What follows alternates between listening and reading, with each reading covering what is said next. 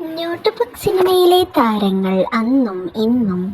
Sara എലിസബത്തായി വേഷമിട്ടത് റോമ അസറാണി. പൂജ കൃഷ്ണയായി വേഷമിട്ടത് മലയാളത്തിലെ പ്രിയങ്കരിയായ നടി പാർവതി തിരുവോത്ത്.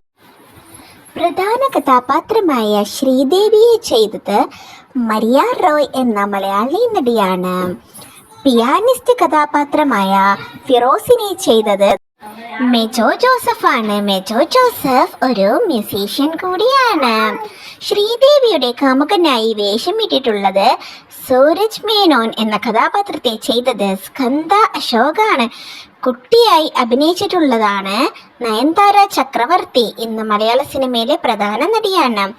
ഐശ്വര്യയാണ് ഇതിൽ സാറ എലിസബത്തിന്റെ അമ്മയായിട്ടുള്ള വേഷം ചെയ്തത്. മലയാളത്തിന്റെ സ്വന്തം ആൻറ്റി അമ്മ.